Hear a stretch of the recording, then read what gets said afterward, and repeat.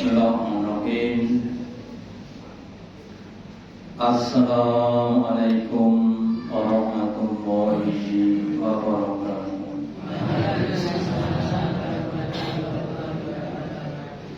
Alhamdulillahilladzi at'amana bi ni'matil imani wal islam. Asyhadu an la ilaha illallah wahdahu la syarika lah wa asyhadu anna Muhammadan abduhu wa rasuluhu la nabiyya wa la rasula ba'da. Allahumma sholli ala Muhammad wa ala ali Muhammad kama shallaita ala ali Ibrahim innaka Hamidum Majid. Wa barik ala Muhammad wa ala ali Muhammad kama barakta ala ali Ibrahim innaka Hamidum Majid. Qala Allahu ta'ala fi kitabil karim. A'udzu billahi minasy syaithanir rajim. Ya ayyuhalladzina amanu ittaqullaha haqqa tuqatih wa la tamutunna illa wa antum muslimun. Wa qala Rasulullah sallallahu alaihi wasallam, qad aflaha man hudiya ilal Islam. Bapak Ibu hadirin yang dirahmati Allah, yang pertama dan utama, marilah kita selalu senantiasa meningkatkan, menambahi kesyukuran kita, keimanan dan ketakwaan kita kepada Allah Ta'ala, dan yang telah memberikan kepada kita kenikmatan-kenikmatan. Salah satu kenikmatan agung adalah petunjuk Islamiyah. Nabi bersabda, qad aflaha man hudiya ilal Islam, yang artinya sungguh beruntung, sungguh berbahagia orang-orang yang dia ditunjuki kepada Islam. Kenapa? Ya karena dengan adanya Islam, hidup mereka, perbuatan mereka akan menimbulkan berbagai macam kemanfaatan dan kemanfaatan. Maka semakin banyak kita mendapat Islam, akan semakin berbahagia dan sebaliknya. Maka kemudian ada beberapa amalan yang kalau kita kerjakan, amal-amal itu dapat memberikan petunjuk yang lebih dalam, yang lebih sempurna. Maka mari Bapak Ibu kita berusaha untuk menjalani sunnah-sunnah, amal-amal yang memungkinkan kita mendapatkan petunjuk yang lebih murah, yang lebih banyak. Terus kita awali dari bab masalah petunjuk. Siapakah yang bisa memberikan kita petunjuk?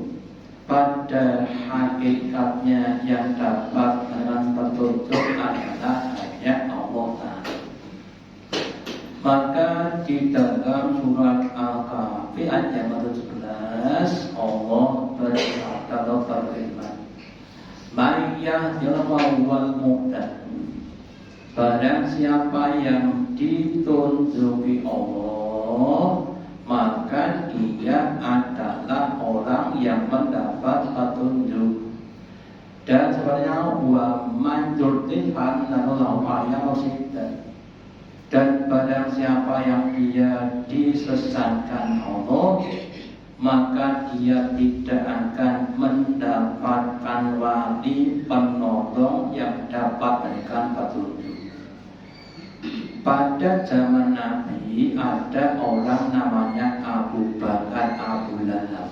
Ya, ketika Muhammad diangkat Allah sebagai Rasulnya, maka Abu Bakar mendapatkan petunjuk sehingga jadi orang yang iman. Sebaliknya Abu Lahab dan Abu Jahal, ya, orang yang tidak dapat petunjuk meskipun dia pamannya Nabi, maka dia tidak akan bisa mendapat Islam. Demikian pula kalau kita cermati pada orang-orang zaman sekarang, ya, yang semua orang hampir mendapatkan pencerahan ilmu agama secara umum, tetapi ada yang mau, ada yang tidak mau, ya. Lah yang memberikan kemauan itu adalah Allah. Contoh lagi, sekarang di benua biru, benua biru Eropa, di Eropa sekarang sudah banyak orang-orang yang dapat tunjuk, ya, sehingga banyak yang masuk Islam, termasuk Perdana Menteri atau Presiden Spanyol, ya. Terus sekarang sudah begitu, ya. Sebaliknya orang-orang yang tidak dapat petunjuk, meskipun didakwahi oleh Nabi atau Rasul, ya tidak akan dapat iman. Dan zaman tadi Abu Lahab, ya, Abu Lahab itu didakwahi Nabi sampai 40 kali tidak mau beriman. Bosone dhuwur kupinge boten bolong, dikandane bolak-balik ning kupinge boten bolong, agar enggak dapat turun lagi, ya. Makanya Bapak Ibu, kita alhamdulillah diberi petunjuk oleh Allah, ya. Terus kemudian yang di ayat di surah Al-Baqarah 178 juga dikatakan bahwa orang-orang yang ditunjuki, orang yang betul-betul dapat petunjuk, yang artinya petunjuk itu tidak hanya bermanfaat di dunia, tapi juga bermanfaat besok di akhirat. Contohnya saja, kalau ada orang yang pengen kaya, pengen sedih pengen, ya, ada banyak orang mengadakan namanya pelatihan, ya, yang paling namanya magnet rezeki, Pak. Dengan amal kemudian, ya, rezeki bisa langsung datang di magnet, blok, ya. Tapi yang tidak dapat begitu, ya. Atau ada yang ikut pelatihan jadi pengusaha sukses, ya. Banyak yang kalau Bapak Ibu tahu, ya tidak semua sukses, ya. Sedangkan petunjuk Islam, petunjuk Allah itu malah tidak ada lagi. Besok di akhirat, contohnya bab masalah rezeki, ya. Allah sudah firmankan bahwa wallahu yaqsud yang artinya Allah pun dan yang mampu untuk menghamparkan rezeki bagi yang dikehendaki dan menyampaikan bagi yang dikehendaki. Terus Allah berikan suatu penjelasan lebih lanjut. Allah meluaskan rezeki bagi maksudnya sebagai ujian kesyukuran, syukur atau tidak syukur. Sedangkan yang pas diuji sabar adalah diuji dengan apa? Kesabaran, ya. Sehingga seandainya kita orang beriman pas diberi rezeki melimpah, kemudian kita syukur, itu ada baiknya, ya. Baiknya tidak cuma juga belok di akhirat sana. Demikian juga kalau pas disebutkan rezekinya, kemudian kita sabar, itu akan jadi lebih baik. Makanya kemudian Nabi bersabda bahwa qad aflaha man Islam, ya, sungguh bahagia orang-orang yang ditunjuki pada Islam. Wa kana rezekinya itu pas-pasan. Pilih pas-pasan apa pilih waktu? Pilih rezeki pas-pasan apa pilih rezeki berlebihan? Tenane. Kalau tidak pas malah kok pas terus toh. Tanya tulah air soalnya lagi. Gitu. Ya. Pas nyun ngapunten pengen tumbas mobil bunga kayak 500 juta pas butuh mobil anyar. Ya. Ajeng nukokne kalong ini Instagram 3 juta, program pas 30 juta kan pas. Lah, kemudian Allah memberi rasa qanaah dari apa yang ada. Lah rasa qanaah tidak sama diberi Bapak Ibu. Ya, rasa qanaah atau apa? Rasa merasa cukup dengan apa yang ada. Itu satu karena yang sangat luar biasa. Ya, jadi Bapak Ibu, kalau petunjuknya Allah itu lengkap dunia dan akhirat. Ya, terus kemudian juga di lainnya orang beriman itu adalah ketika diberi rezeki yang banyak dia syukur. Dan ketika disampaikan dia sabar. Itu orang-orang yang beriman. Kenapa? Karena dia iman, yakin kepada Allah, ya, bahwa Allah yang paling bijaksana, paling mengerti apa yang untuk hambanya, ya. Bahkan juga dijelaskan seandainya, ya, manusia itu diberi dengan rezeki apa yang dia mau, dilimpahkan rezekinya pasti Pak, pasti bukan berlebih-lebihan. Gitu Pak, kita lihat saja siapa orang yang dulu miskin, hidupnya melarat, ya kita di wong sugih. Contohnya pemain bal yang baru naik kita Mas Toto namanya Lamine Yamal, itu kan belum main zaman. Ya pemain Spanyol ya Pak Toto. Sekarang sudah jadi orang yang kaya. Ya, kemudian sudah nyentang mobilnya mewah sudah banyak. Kemudian sudah punya pacar, bukan kita baru pacar, ya umurnya baru 18 tahun. Kemudian berlebih lagi. Nah, monggo kita berusaha untuk yakin dengan orang, ya. Terus kemudian bab masalah hidayah itu ada 2. Yang pertama hidayatul irsyad, petunjuk untuk mengetahui sesuatu perkara. Yang kedua hidayatul petunjuk untuk mau menerima. Kalau hidayah irsyad itu semua orang bisa. Contoh, ya, Pak, ulun pengen lebu sarga pripun carane gampang, ya, iman dan takwa selesai, gitu. Tetapi ketika disuruh iman dan takwa itu mau atau tidak, itu namanya jatuh tauhid. Ya, bagi orang yang diberi jatuh tauhid, maka dia akan cocok menerima petunjuk tadi dan jadi orang yang beriman. Tetapi bagi yang tidak ditarik, dia tidak akan menerima. Ya, sekadar contoh bagi teman-teman tadi. Urip niku sing apik, ya, golek apike napa golek penake. Pak Bu. Urip niku sing apik niku golek apike napa golek penake.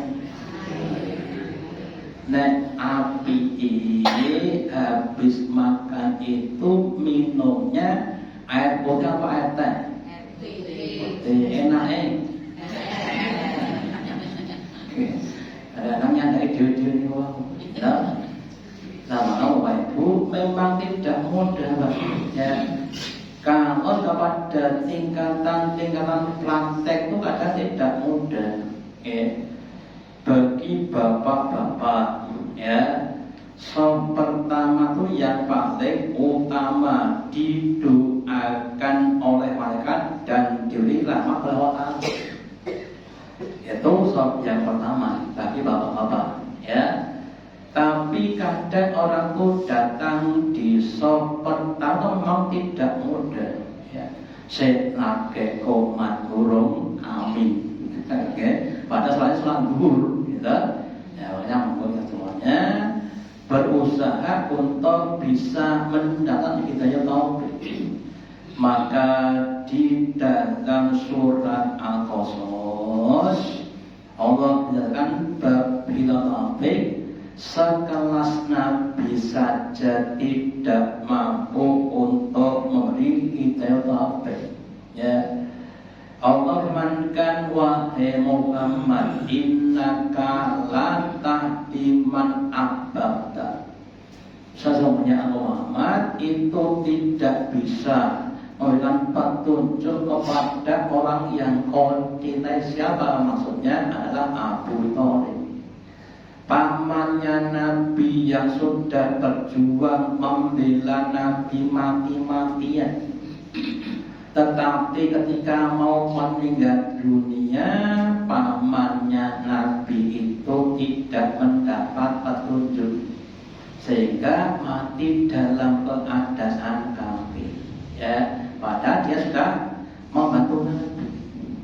Demikian juga bapaknya Nabi Ibrahim. Ya, sampai Ibrahim itu maturlah, ya Allah, aku mintakan ampun untuk bapakku. Allah menjawab, wahai Ibrahim, seandainya engkau memintakan untuk bapakmu 70 kali tidak aku terima. Ya, saya begitu. Ya. Tetapi Allah berikan petunjuk kepada orang-orang yang dikehendaki. Ya, kalau kita membaik kita orang-orang akhir zaman gak ketemu Nabi, gak ketemu sahabat Nabi. Kita cuma ketemu Al-Quran yang dibeda dalam mushaf Al-Quran ya. Tetapi kita mendapatkan petunjuk bagaimana cara jadi orang Islam ya. Atau yang lainnya yang disampaikan ya. Dulu bagi kita tahun berapa saya lupa. Di daerah Bali Pak, di daerah Bali, di daerah kalau tak salah dikatakan di daerah namanya Besakeh ya, itu ada pura yang besar. Tidak ada dai ke sana ya, tidak ada usaha, tapi kemudian dua desa itu semuanya masuk Islam. Kenapa bisa begitu? Karena ya ada orang yang sakit parah, terus datang kepada namanya pedande, atau namanya ustaz, gitu. Kemudian minta petunjuk bagaimana cara menyembuhkan tadi. Terus si pedande tadi berdoa, ya. Dalam doanya diberikan suatu petunjuk supaya sembuh, maka kamu harus kembali kepada agama nenek moyang kamu yang dulu pertama kali ke sini. Ya. Terus dicari bapak ibu. Akhirnya ketemu bapak orang yang dulu pertama agamanya Islam, dia masuk Islam semuanya. Ya. Itu nggak ada yang tidak bapak ibu. Itu adalah orang-orang yang dia diberi petunjuk. Ya.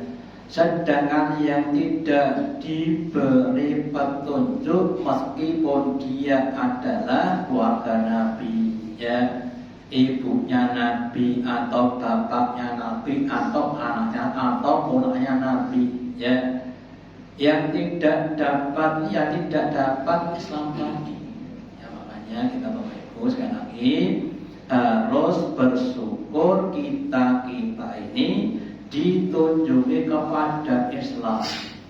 Jadi saya sampaikan, untungnya itu apa-apa yang kita kerjakan, insya Allah akan memberikan kemaslahatan kepada hidup kita, contohnya bab makan.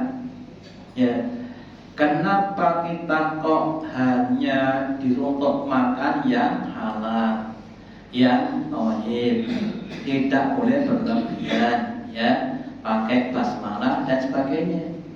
Karena makanan yang halal dan thayyib itu yang akan membuat tubuh kita jadi baik. Sebaliknya makan yang tidak halal, ya, atau makan yang haram itu akan merusak pada tubuh kita, ya, apalagi tidak thayyib, ya, meskipun kadang-kadang rasa enak, kita Pak, kita Bu, kita. Jadi kalau kita makan daging ayam, niku sing paling enak sing putih, sing paling enak, sing paling kriuk-kriuk, sing paling gurih, betul Pak Bu. Nah, kita dengan kulit niku Pak, nggih. Nah, itu kalau digoreng kan napa kulit tetapi tidak thayyib dan sebagainya, ya. Demikian juga dalam rumah tangga, ya. Kalau orang Barat mengajarkan tentang hak, ya, haknya hak asasi, haknya suami, haknya istri, haknya anak dan sebagainya. Tetapi Islam mengajarkan kewajiban, bukan hak, tapi kewajiban. Sesuatu yang harus ditunaikan, bukan dituntut, ya. Sehingga ketika ada rumah tangga baru suami dan istri, Allah memberikan kewajiban kepada masing-masing pihak. Memberikan pada suami kewajiban jadi suami, ya, harus ditunaikan. Kalau ditunaikan yang melibatkan adalah Allah. Demikian juga yang jadi istri juga begitu, ya. Allah berikan kewajiban kepada istri yang harus ditunaikan. Nah, kalau ditunaikan yang ngasih balasan adalah Allah, ya. Dan sebaliknya kalau mereka tidak menunaikan kewajiban, maka dia dosa kepada Allah tadi. Ya, makanya semuanya dan lagi dengan Islam akan jadi maslahat. Satu lagi Bapak Ibu. Ya, ada sebagian orang yang mungkin mengangkat suatu gerakan namanya melestarikan alam, ya, seakan-akan suatu gerakan yang baik. Alam ini harus dilestarikan, jangan dirusak. Ya, apa Bapak? Kalau dilestarikan Bapak Ibu, maka banyak potensi alam yang tidak dapat kita gunakan. Tetapi dalam Islam itu ada petunjuk, ya. Kau gunakan bumi ini semaksimalnya, tapi jangan merusak pada keseimbangan, ya. Boleh kamu tambang-tambangnya, tapi harus ada keseimbangan, ya, sehingga akan ada lebih manfaat, ya, untuk tumbuhannya seimbang dengan kebutuhan air dan sebagainya tadi, ya. Sehingga sekali lagi Islam memberikan petunjuk yang lebih maksimal dibandingkan yang lain. Kemudian karena pentingnya petunjuk tadi, maka ketika kita baca surat Al-Fatihah, ya, minimal berapa kali Bapak Ibu kita baca sehari semalam Al-Fatihahnya? 17 sholat wajib itu minimal, gitu. Kalau ditambah sunnah lebih banyak lagi, ya. Di akhir surat Allah firmankan kepada kita supaya kita membaca ihdinas siratal mustaqim. Ya Allah, tunjukilah kami kepada jalan yang lurus, ya. Jalan yang bisa menyampaikan aku ini pada nikmatmu, ridhomu di surga yang penuh dengan kenikmatan, ya. La salah adalah siratal ladzina an'amta alaihim. Jalannya orang-orang yang telah Kau berikan nikmat atasnya. Nikmat apa? Bukan nikmat harta benda atau yang lainnya, tetapi nikmat-nikmat petunjuk, ya, nikmat keimanan, nikmat keislaman. Siapa mereka? Mulai dari para nabi, sahabat nabi, sampai para ulama. Contohnya, ya, bagaimana cara menghadapi fitnah wanita, Pak? Ini Bapak. Bagaimana cara menghadapi fitnah wanita? Nabi sabdakan, "Mataroktu fitnatan lillahi amruna nisa." Tidaklah aku Nabi tinggalkan sepeninggalku suatu fitnah godaan bagi laki-laki yang lebih hot dibandingkan godaan namanya wanita. Gitu? Terus Allah berikan kepada kita suatu kisah di surat 12 namanya surat Yusuf. Gitu? Allah berikan kepada kita cara untuk menghadapi godaan wanita seperti pada Nabi Yusuf. Gitu? Dia minta tolong kepada Allah untuk menyembuhkan fitnah tadi.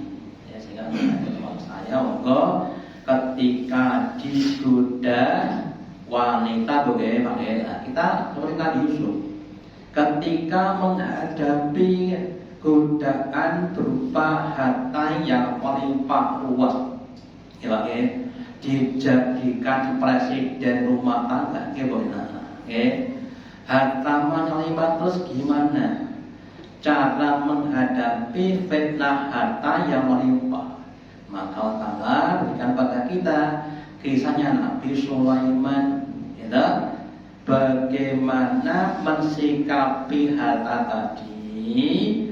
Seperti Nabi Sulaiman berkata, ya, ada min fadlir rabbil liyabluwakum aku. Hartaku kerajaan semua adalah karena dari Tuhanku untuk menguji kepadaku apakah aku termasuk orang yang orang yang syukur. Ini kan Bapak Ibu. Jadi namanya pun seperti itu. Bahkan Bapak Ibu, ya, kalau kita semakin banyak belajar, maka dibutuhkan petunjuk yang lebih detail lagi. Contohnya, bolehkah orang itu menipu Pak Bu? Wong ngapus angsan boten? Wong ngapus itu angsan apa boten? Ya, secara umum tidak boleh. Tetapi ada yang boleh, ya, yang mana? Ya, selama tidak ada yang dirogan tidak dosa. Ya, contohnya, dustanya seorang istri kepada suami untuk menyenangkan suaminya. Contohnya begini. Suaminya pulang kerja Pak, wis luwe ngelah, ngoten lho, terus dicocok dahar, lawan apa sayur bubur kangkung sambel nasi. Delalah Pak. Sing paling punya nutup kekataan. Sing kangkung nyeruput langsung delok. Sing putih tanya, "Iya Pak, seger dengan pun." Itu kan ngapus sih buatan niku. Ngapus. Tapi dosa buatan dosa. Kenapa? Tidak ada yang dirugikan.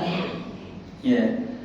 Kemudian sayangnya kepadanya, kemudian suaminya membelikan baju dengan warna loreng-loreng. Abang itu datangnya ngomong contoh ya. Kalau suami itu baik, ya tapi nanti tidak baik. Kemudian ketika tetap memakai, ya Bu, jansit tenang, warnanya jreng. Nah, itu kan menipu. Tapi dosa enggak? Ya enggak dosa. Kenapa? Karena untuk menyenangkan. Ya. Atau nanti yang lain Bapak Ibu. Ya, kemarin saya di WA, ya maaf saja. Ketika saya nyuruh anak saya untuk imami, ya ada yang WA. Ustaz, namanya jangan disuruh untuk imami. Banyak yang salah. Ya, ya saya alhamdulillah atas masukannya. Kita memang yang mengimami itu sebagai yang lebih paham Quran itu betul. Tetapi ada dimensi lain apa? Di dalam kita itu kan perlu namanya kaderisasi. Gitu. Lain kan pun ada nama yang berlatih. Gitu. Era itu masih ada ya, salah tuh mesti. Betul. Makanya kalau kita namanya betul ya. Sebelum jadi dokter, Pak, itu harus apa namanya? Koas dulu berapa lama? Bukan setino rong dino. Itu kadang kita nggak 1 tahun 2 tahun, betul. Dan dokter kadang kan bisa salah, gitu. Kita atau yang namanya Bapak Ibu. Ya, makanya memang ada dimensi untuk teknik tadi. Memang disadari betul satu betul, tetapi sekali lagi harus ada yang mengganti. Ya kalau betul jangan di sholat maghrib, kan sholat wajib. Untuk sholat muda, ya ini adalah latihan mental ngimami wong akeh. Ya betul mental oke, betul mental betul. Nek kalau sholat malam di mau bapak kalau bunyi tok, ya nggak ada mentalnya tadi. Jadi bukannya tidak mau tidak, tapi ada dimensi yang lainnya. Nanti Bapak Ibu, kadang-kadang kita itu kalau semakin dalam, ya kita akan semakin banyak perhitungan. Contoh lagi, tapi memang lagi, ya kepada ada orang yang kritik, ya orang itu kalau sudah jadi imam Pak Ibu, semakin detail Pak Bu, maaf itu yang dipilih apa? Pertama bacaannya jelas, gitu. Yang kedua, kalau bisa mengerti arti apa yang dibaca.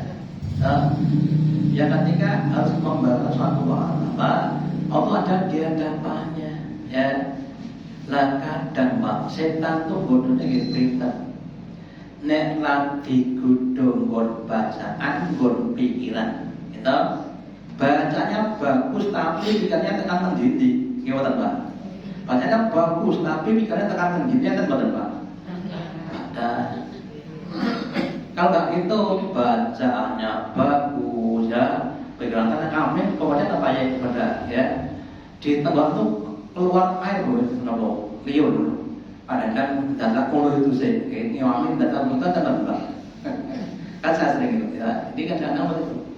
Ngimamin data mulu itu kan badan Pak. Aku kan sering begitu. Ya, jadi setan tuh budaknya memang macam-macam tadi. Ya, terus kita lihat sedikit. Terus kemudian ghairil maghdubi alaihim, bukan jalannya orang yang Allah. Siapa mereka?